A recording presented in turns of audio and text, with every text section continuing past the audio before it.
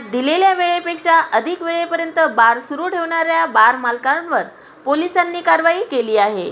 पुण्यातील एफसी रोडवर असलेल्या L3 नावाचा बार 2 मालकांनी 3 जणांना चालवायला दिला होता. L3 या बारमध्ये एका इव्हेंट मॅनेजरने 40 ते 50 जणांच्या पार्टीसाठी परवानगी घेतली होती. मात्र दीड नंतर बार मालकांनी मुख्य प्रवेशद्वार बंद करून दुसऱ्या गेटने आत जाण्याची परवानगी पार्टी करणाऱ्यांना दिली. बार दिलेल्या वेळेपेक्षा अधिक वेळेपर्यंत सुरू असल्याची माहिती पुणे पोलिसांना मिळताच त्यांनी तात्काळ तेथे जाऊन बारमध्ये असलेल्या सर्वांना ताब्यात घेतले आहे. L3 बार सील करण्यात आला आहे. कलम 188 महाराष्ट्र दारूबंदी कायद्याअंतर्गत गुन्हा दाखल करण्याचे काम पुणे पोलीस रात्री उशिरापर्यंत करत होते. पार्टीचा जो व्हिडिओ व्हायरल होत आहे तो पदार्थ कोणता आहे तो अंमली पदार्थ विरोधी पथक तपास करत असल्याची माहिती पोलीस उपायुक्त संदीप गिल यांनी दिली आहे. पुणे प्रतिनिधी. पुण्यात झोन 1ची हद्दीमध्ये FC रोडवर एक घटना समोर आलेली आहे. ज्या दरम्यान काल रात्री एक L3 नावाचा, ज्याचा पूर्ण नाम लिक्विड लेजर लॉन्ज असा आहे, असे नावाचा एक जे बार आहे त्याची जे लीगल परमिसिबल लिमिट आहे त्याचे पुढे काही तास चालला अशा प्रकारची इन्फॉर्मेशन जे आहे ते सोशल मीडियावरनं आज पुणे पोलिसाला मिळाली. हा जे बार आहे त्याच्या 2 ओनर आहे, संतोष विठ्ठल कामठे आणि सचिन विठ्ठल कामठे. हा दोघांनी हा अग्रीमेंट करून पुढे 3 लोकांना रेंटवर दिला होता. रवी महेश्वरी, उत्कर्ष देशमाने आणि योगेंद्र गिरासे. हा तिघे माणसाने हा जून महिन्यापासून हे सुरू केला, ते ऑपरेशनल केला होता. आणि मग काल रात्री त्यांनी काहीतरी 12-12:30 वाजेपर्यंत हे चालवला. आणि मग एका पार्टी ऑर्गनायझर, जे इव्हेंट ऑर्गनायझर आहे त्याच्याबरोबर त्याचा काल उशिरा बोलणं झाला 12-12:30च्या दरम्यान. त्यांना काही सांगितलं की त्यांना काही तरी 40-50 लोकांना घेऊन एक पार्टी अरेंज करायची. तर त्याने त्याला होकार दिला. मग ते लोक रात्री उशिरा त्यासाठी पार्टी करण्यासाठी त्या ठिकाणी पोहोचले. त्यांनी ठराविक असे केला की जे मेन एंट्री त्यांनी बरोबर 1 ते 1:30 वाजताच्या दरम्यान बंद केली. यामुळे असा एक त्यांनी आय वॉश केला की जे बार आहे ते बंद करण्यात आलेलं आहे. परंतु त्यांनी त्या मोठी बिल्डिंग आहे त्याचे पाठीमागचा जे दार होता ते दार उघडून ठेवला, ज्यामुळे ते जे पार्टी अटेंड करणारे मुले होते ते ये जा करू शकतात, अशा प्रकारचं त्यांनी प्लॅनिंग केली होती. मग ह्याचा एक मॅनेजर मानस मलिक, त्याच्याबरोबर ते ऑर्गनायझर जे होता ते अक्षय दत्तात्रय कामठे हिने हे सगळं आयोजन केलं आहे. ते ज्यावेळी पोलिसाला सोशल मीडियामधून ह्याच्याबद्दल एक व्हिडिओ मिळाली आणि त्यामधला कॉन्टेंट समोर आला, ते तात्काळ पुणे पोलिसाने शिवाजीनगर पोलीस स्टेशनची टीम त्या ठिकाणी पोचली. त्यांनी त्या ठिकाणी जाऊन त्याचे जे DVR आहे CCTV चेक केले, व्हेरीफाय केला. ते समोर आला की त्यांनी असा प्रकार घडलेला दिसते. मग त्यांना आता पोलीस स्टेशनला त्या लोकाला आणलं आहे आणि त्याच्याकडे जे इन्व्हेस्टिगेशन आहे विचारपूस सध्या चालू आहे. त्या ठिकाणचा जे बार आहे त्या बारला सुद्धा आता सीज करण्यात आलेला आहे. त्यामध्ये एक्साईज डिपार्टमेंटची सुद्धा सहभाग झालेला आहे. ते पण घेऊन त्यांनी पण आपल्या स्तरावर जे काही आहे लीगल कारवाई केलेली आहे. सर, हा जो तरुणाचा व्हायरल व्हिडिओ आहे तरुण कोण आहे? आणि त्यामध्ये एक व्हिडिओ असा दिसते की ज्यामध्ये काही 2 तरुण बसले आहे. 2 तरुण एक पावडरसारखा काहीतरी कंटेंट त्याच्याकडे आहे, ज्याच्याबद्दल ते नार्कोटिक्स असू शकते, त्याची शक्यता नकारता येत नाही आहे. याबद्दलचे आता शोध चालू आहे आणि ते इन्व्हेस्टिगेशनचा पार्ट आहे. जशीही आम्हाला माहिती मिळाली ते आपल्याला लीगल कारवाई करून त्यावर अपडेट करण्यात येणार आहे. नाही, या बारबद्दल असे प्रकारची तक्रारी आमच्याकडे प्राप्त झाली नाही. परमिशन नसताना चालू होतं, सोसायटीकडे तिने 2-3दा परमिशन मागितली, सोसायटीने नाकारली, तरी चालू होतं. हे पोलिसांना नाही म्हणजे आमच्याकडे तसे प्रकारची तक्रार प्राप्त झाली नाही. परंतु ते एकदा आम्ही त्याची परमिशन नेमकी कधी मिळाली आहे, आता सांगण्याप्रमाणे काही दिवसापूर्वीही त्यांना मनपाकडून ते परमिशन मिळाली होती त्या ठिकाणी चालू करण्याची. ते सगळे कागदपत्र जे आहेत ते इन्व्हेस्टिगेशन खाली आम्ही गोळा करीत आहोत. त्याबद्दल जे काही इन्व्हेस्टिगेशनमध्ये समोर आला ते बाकीचे जे डिपार्टमेंट आहे त्यांना पण योग्य पत्रव्यवहार करण्यात येणार आहे.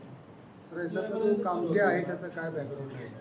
तो असे प्रकारचे जो मूळ मालक आहे आपण म्हणताय, मूळ मालकाच्या हॉटेल व्यवसायाच्या असं रेस्टॉरंट बार वगैरेच्या काम आहे, पण त्यांनी शक्यतो ते रेंटवर दिले आहे. सुरुवातीपासूनही आधी दुसऱ्या पार्टीला दिला होता, आता हा तिघाला दिलेला आहे. ह्यांनी पण पुढे अशा प्रकारचे ऑर्गनायझर जे इव्हेंट मॅनेजर्स सारखे असतात ते त्यांना आता रात्री 12-12:30 वाजता पुढे हँडओव्हर केला. त्याच्यामध्ये आपण काही कारवाई कर्मचाऱ्यांवरती केली आहे का मुद्दा आहे, आणि दुसरा गुन्हा जो दाखल झाला आहे तो NDPS नुसार दाखल झाला आहे की नॉईज पोल्युशन किंवा व्हायोलेशन केलेत परमिसिबल लिमिटच्या पुढे जाऊन ते चालवल्याबद्दल याचा दाखल झाला आहे? हो, थोडं क्लॅरिफिकेशन. सध्या आता जे गुन्हा दाखल करीत आहोत आम्ही त्यामध्ये भारतीय दंड संहिताच्या 188 कलमचे खाली आम्ही दाखल करीत आहोत. त्याचबरोबर महाराष्ट्र दारूबंदी अधिनियम 1959 याचे खाली आम्ही 65E ची जे कलम असते त्याचे खाली गुन्हा दाखल करीत आहोत. तसाच BP ॲक्टचा 33(1)W कलम हे लावण्यात आलेली आहे. हा प्रोसेस सध्या गुन्हा दाखल करण्याची चालू आहे. त्याचबरोबर नॉईज पोल्युशनचे जे कलम आहे त्याची व्हेरिफिकेशन एक बार करून ते त्याचे खाली पण ते कारवाई केली जाणार आहे. नार्कोटिक्सबद्दल एकदा व्हेरीफाई करणे गरजेचं आहे. त्या व्हिडिओची व्हेरिफिकेशन आम्ही तिथले DVR CCTV जे जप्त केले आहे तिथून व्हेरिफिकेशन करून आणि कोण तरुण बसले होते त्याच्याकडे एकदा व्हेरीफाय करून त्याच्यावर जे काही समोर आला त्याप्रमाणे ते कारवाई केली जाणार आहे. जसं आपण मला विचारलं आहे की रात्री आम्ही ब्रीफिंग करून जे आहे अधिकारी आणि अंमलदाराची ड्युटी लागली असते की 1:30 वाजता बरोबर जे आहे ते एस्टॅब्लिशमेंट बंद झाली पाहिजे. ते तसे प्रकारचं जर काही कुठे पोलिसाकडून हलगर्जीपणा करण्यात आलेला आहे त्याच्याबद्दल आम्ही कारवाई करीत आहोत. आम्ही 2 बीट मार्शल्सला सस्पेंड केलं आहे सध्या, आणि जे काही अधिकारी त्यासाठी करून त्यांना बेजबाबदारपणा ज्या केअरलेसनेस काही झालेली आहे की त्यांनी वेळेवर जाऊन चेक केला नाही किंवा ते त्या ठिकाणी त्याचं लक्ष चुकलं आहे त्यासाठी डिफॉल्ट रिपोर्ट्स वगैरे सिनियर ऑफिसर्सला पाठवण्यात येत आहे. आणि पुण्यात या देशात कायदा असेल तर रवींद्र वायकर यांना शपथ दिली जाणार नाही, असे संजय राऊत यांनी सांगितले आहे. आजपासून संसदेचे अधिवेशन सुरू होत आहे. 3 दिवस नवनिर्वाचित खासदारांचा शपथविधी होणार आहे. इंडिया आघाडीचे सर्व खासदार संसदेच्या आवारात मूळ गांधी पुतळा येथे जमून एकत्रित संसदेत प्रत्येक खासदार संविधानाची प्रत हातात घेऊन प्रवेश करतील व इंडिया आघाडी संविधानाच्या प्रति कटिबद्ध आहोत हा संदेश देतील. त्यामुळे ईस्ट इंडिया कंपनीला विरोधी पक्ष काय असतो ते कळेल. यावेळी विरोधी पक्षनेता पहिल्या बाकावरती असेल. आता संसदेत मोदी शहा यांचा आवाज चालणार नाही. रवींद्र वायकर यांचे प्रकरण न्यायप्रविष्ट आहे, त्यामुळे त्यांना शपथ घेता येणार नाही व मोदी सरकार कायद्याचे किती पालन करतो हे रवींद्र वायकर यांच्या शपथ घेण्या न घेण्याने ठरेल, असे यावेळी संजय राऊत म्हणाले आहेत. मुंबई प्रतिनिधी.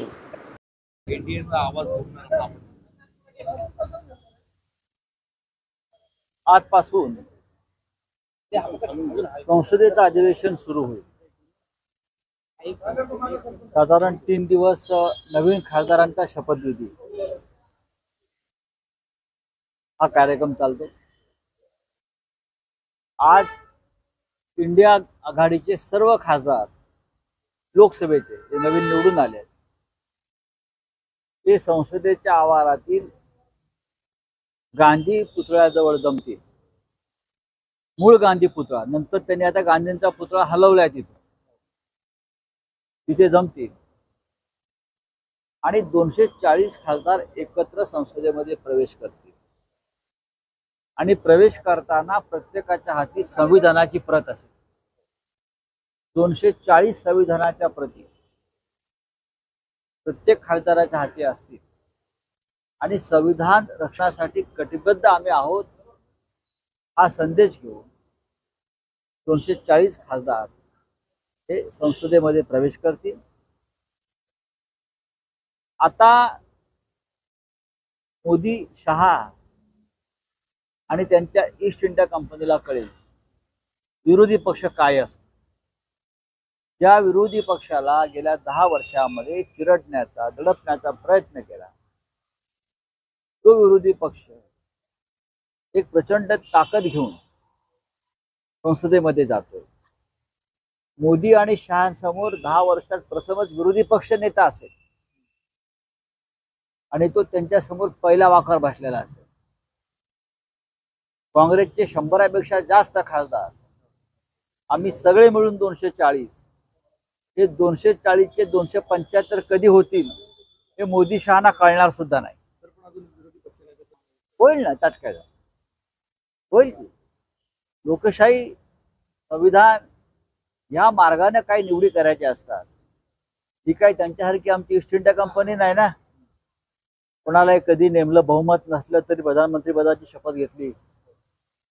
हे वायकरांना शपथ असं आहे की बघा, या देशामध्ये जर कायदा असेल, संविधान असेल तर वायकरांना शपथ दिली जाणार नाही. अत्यंत घोळात घोळ घालून त्यांचा विजय जाहीर केलेला आहे. प्रकरण न्यायप्रविष्ट आहे. अशा वेळेला आम्ही कळवलेलं आहे निवडणूक आयोगाला आणि लोकसभा सचिवालयाला की अत्यंत वादग्रस्त पद्धतीने हा निकाल लावण्यात आलेला आहे. लोकांच्या मनात संशय आहे, तर तुम्ही यांना शपथ देऊ नका. आता पाहूया कायद्याचं आणि किती पालन होत आहे ते. अशा वेळेस आपले 240 खासदार काय करतात पाहू ना. आता आम्ही पाहू. जर लोकभावना दडपण्याचा प्रयत्न केला तर आम्ही एकत्रित आवाज उठवून. आता आवाज घुमणार ना. आता पार्लमेंटमध्ये मोदी शहांचा आवाज नाही चालणार. 240 इंडिया खासदारांचा आवाज चालणार. काल मुख्यमंत्र्यांनी काही भोंगा वाजवणाऱ्यांना बांबू लावला पाहिजे, आपल्यावरती केली. करू द्या ना, करू द्या. सध्याचे मुख्यमंत्री हे घटनाबाह्य आहेत, बेकायदेशीर आहेत. हे सर्वोच्च न्यायालयाने सांगितलंय. तरीही हे सरकार निर्लज्जपणे महाराष्ट्राचा बोकांडी मोदी आणि शहांनी बसवलाय. बांबू खरं म्हणजे लोकसभा निवडणुकीत त्यांचा लागलेला आहे. लोकसभा निवडणुकीमध्ये त्यांच्या महायुतीला आम्ही सगळ्यांनी मिळून जो बांबू घातलेला आहे तो बांबू अजून निघालेला नाहीये. तो काढण्याचा ते प्रयत्न करतायत. त्याच्यामुळे त्यांना स्वप्नात सुद्धा बांबू बांबू दिसतो, एवढा आतमध्ये गेलेला आहे तो बांबू. आणि विधानसभेला हा बांबू आरपार जाईल हे लिहून घ्या. आणि ह्याच बांबूचे फटके या सगळ्या गद्दारांना लोक रस्त्यावर मारतील. त्यांनी आता बांबूची त्यांना आठवण झालीच आहे. या बांबूचे खूप बाय प्रॉडक्ट्स आहेत असं म्हणतात ते, बरं का. आता या सगळ्या बाय प्रॉडक्टचे प्रयोग त्यांच्यावरती होणार आहेत. ऑलरेडी एक बांबू जो घेतलेला गेलेला लोकसभेला तो कसा काढावा, ऑपरेशन करून काढावा की खेचून काढावा फडणवीसांनी, हा की मोदी शाह त्यांना बांबू घालतायत. तर या आता बांबूवरती ते आता अभ्यास करतील आणि कदाचित त्यांना बांबूवरती अभ्यासावरती एखादी डिग्री मिळू शकते बोगस. विधानसभा निवडणुकीपूर्वी अर्थसंकल्प मांडला जाणार आहे. तो पुरवणी मागण्याच्या माध्यमातून महायुतीच्या आमदारांना भरघोस निधी दिला जाईल अशी चिन्ह आहे. महायुतीच्या आमदारांना भरघोस निधी देण्यापेक्षा कांदा उत्पादक, दूध उत्पादक शेतकरी, बरं का, जो संघर्ष करतोय त्याला देण्याचा प्रयत्न करा. तेलंगणामध्ये सरकारनं शेतकऱ्यांची पुन्हा एकदा कर्जमाफी केलेली आहे. आमची मागणी आहे माननीय उद्धव साहेबांची, पुन्हा एकदा शिवसेनेची, या राज्यातील शेतकऱ्यांना पुन्हा एकदा कर्जातून मुक्त करता येईल का, बरं का. हे महायुतीच्या लोकांना हे टक्केवारीत पैसे देण्यापेक्षा खोके तुम्ही शेतकऱ्यांचा विचार करणार आहात की नाही. दूध उत्पादक, कांदा उत्पादक, सगळ्यात जास्त आत्महत्या महाराष्ट्रात सुरू आहेत. याबद्दल जर मुख्यमंत्र्यांना बांबू घालायचा असेल तर त्यांना बांबू घालू विधानसभेच्या. सर, मुख्यमंत्री काल पुन्हा दिल्लीत जाऊन आले, राज्य मंत्रिमंडळाचा विस्तार. ते त्यासाठीच गेले. तो बांबू गेलेला आहे लोकसभेचा निकालाचा, तर त्या बांबूचं काय करायचं, त्यासाठी ते गेलेले. तो निघत नाही बांबू. पुण्यामध्ये आरोप झाले, व्हिडिओ व्हायरल झाले. बघा, हे जे सरकार आहे महाराष्ट्राचं सध्याचं मुख्यमंत्री म्हणजे सरकार, हेच मुळे भ्रष्टाचाराच्या पैशातून निर्माण झालं. त्यांचं धोरण असं आहे, पैशातून सत्ता, सत्तेतून पैसा, पुन्हा पैसा, पुन्हा सत्ता. प्रत्येक निवडणूक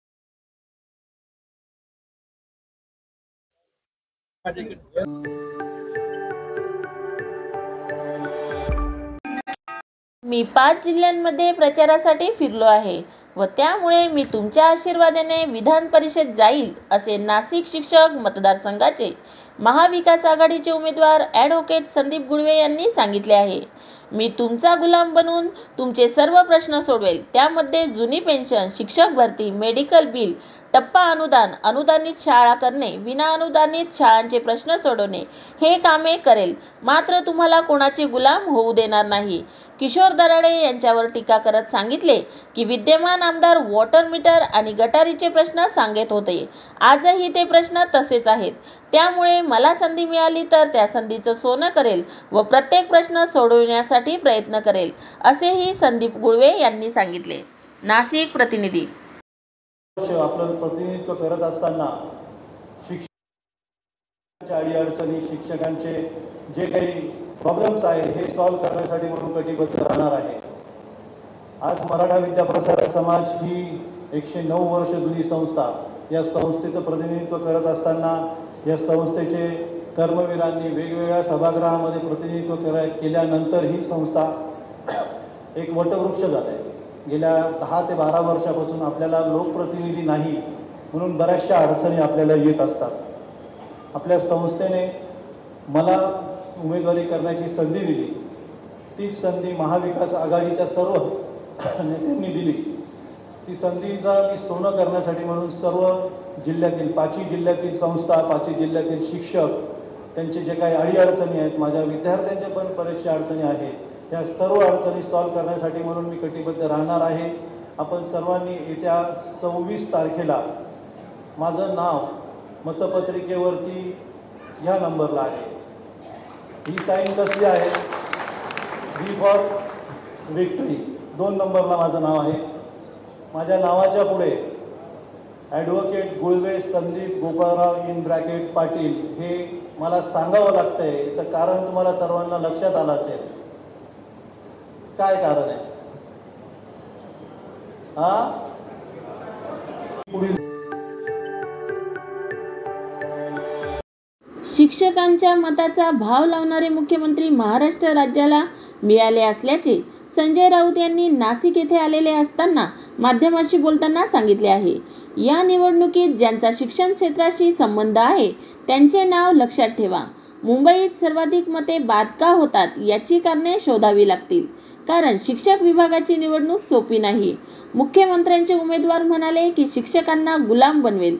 खरंच या सरकारने अनेक संस्था संकटात आणल्या आहे. शिक्षकांच्या हातात कटोरे देण्याचे काम या सरकारने केले आहे. शिक्षकांच्या प्रश्नावर कोणी भूमिका घेतल्याचे दिसत नाही, कारण शिक्षण क्षेत्र आणि शाळा यांच्याशी काहीही संबंध नसलेले राज्यकर्ते महाराष्ट्राला येथील जनतेला मिळाले आहे. काल मुख्यमंत्री नाशिकमध्ये आले होते. त्यांचा आणि शिक्षणाचा काय संबंध? मग ते शिक्षकांचा भाव लावण्यासाठी आले होते का? असा भाव लावणारा मुख्यमंत्री राज्याला लाभला आहे. पण आता असे होणार नाही, कारण विधिमंडळात शिक्षकांच्या प्रश्नांसाठी आम्ही आग्रही असू व त्यासाठी गुळवे यांना 40,000पेक्षा जास्त मते मिळवण्यासाठी प्रयत्न करू व नोव्हेंबरनंतर राज्यात आपलाच मुख्यमंत्री होऊ देऊ व सर्व प्रश्न सोडवू, असा विश्वासही संजय राऊत यांनी माध्यमांशी बोलताना व्यक्त केला. नाशिक प्रतिनिधी. तुम्हाला बरेच शुभशकून झालेले आहेत. राजाभाऊ वाजे खासदार झाले, तुमचे सदस्य. शोभाताई बच्छाव खासदार झाले, तुमचे सदस्य. आता तुमचे संचालक आमदार होत आहेत. आता माझा प्रश्न असा आहे सगळ्यांना, सदस्य आणि संचालक यांचा शुभशकून आहे. आता तुमचं काय करायचं?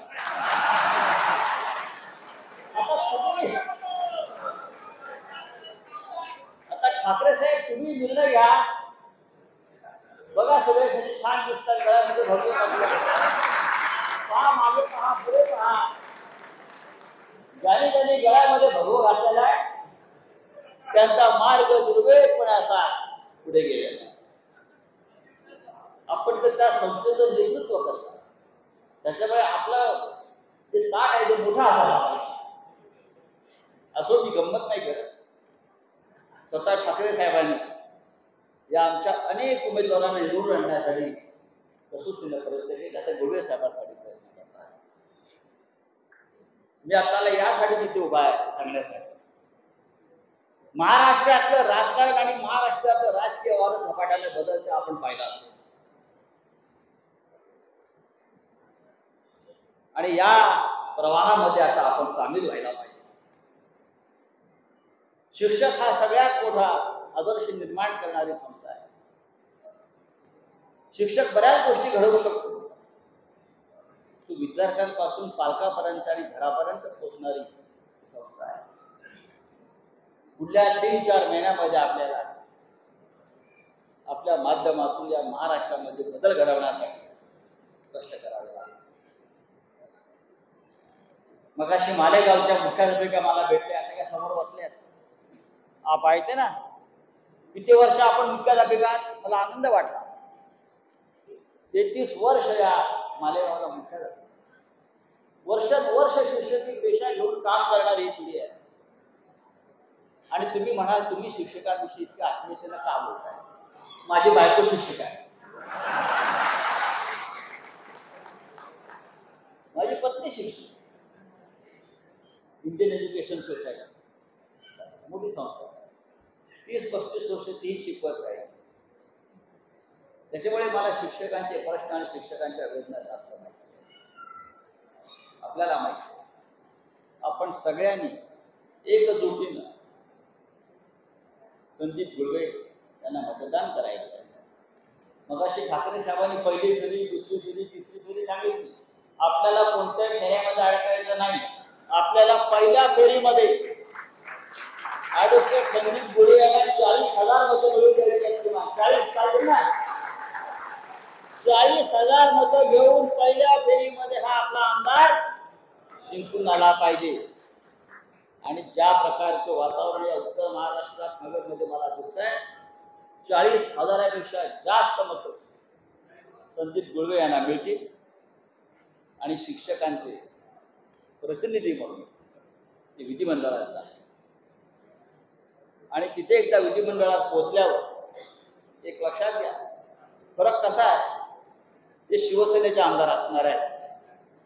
त्याच्यामुळे शिक्षकांच्या प्रश्नासाठी तुमच्या इथे आम्ही त्यांच्या पाठीशी आग्रही असू, उद्धव ठाकरे साहेब आग्रही असू. कारण जेव्हा एक निवेदन आपण त्यांच्याकडे देणार आहात, त्याची एक प्रत शिवसेना भवनात आणि मातोश्रीवर सुद्धा जात असते. प्रश्न सुटले की नाही ही पाहण्याची जबाबदारी मग तेवढा आमची असते. आणि प्रश्न यासाठी सुटणार आहेत, नोव्हेंबर नंतर महाराष्ट्रामध्ये आपला मुख्यमंत्री होणार आहे. आणि त्या मुख्यमंत्र्याकडून पहिलं काम जर कोणतं करून घ्यायचं असेल तर ते शिक्षकांचे प्रश्न प्रलंबित राहू नये. असे अनेक प्रश्न आहेत, त्यातले प्रमुख प्रश्न आपण सोडवूया. आणि मला खात्री आहे नाशिकचं सगळ्यात मोठं मतदान आहे सुधाकर. नाशिकचं मतदान मोठं आहे, ठीक आहे. 26,000 मतदान नाशिकला आहे. 26,000. तुम्हाला बरेच शुभशकून झालेले आहेत. राजाभाऊ वाजे खासदार झाले, तुमचे सदस्य. शोभाताई बच्छाव खासदार झाले, तुमचे सदस्य. आता तुमचे संचालक आमदार होत आहेत. आता माझा प्रश्न असा आहे सगळ्यांना, सदस्य आणि संचालक यांचा शुभशकून आहे. आता तुमचं काय करायचं?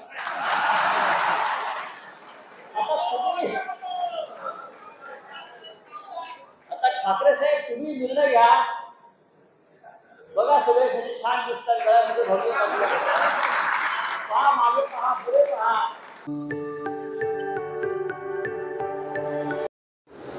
चोपडा तालुक्यात काल झालेल्या पावसामुळे शेतातील पेरणीला वेग आला आहे.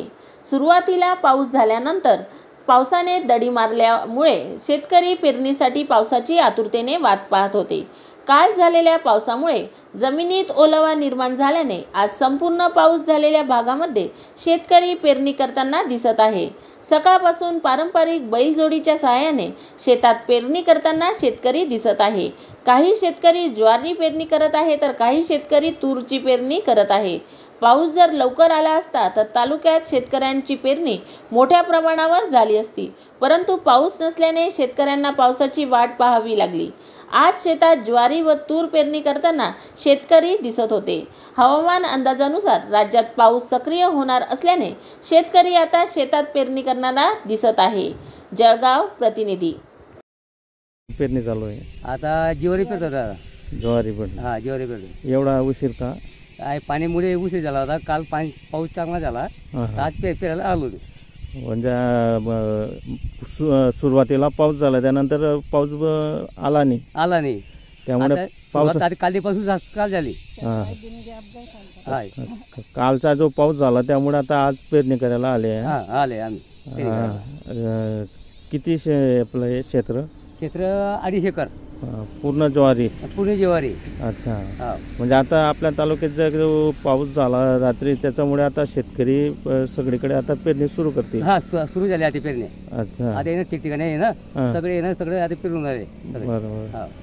मागच्या वर्षी काय पेरणी केली होती? कपाशी. मग या वर्षी का नाही?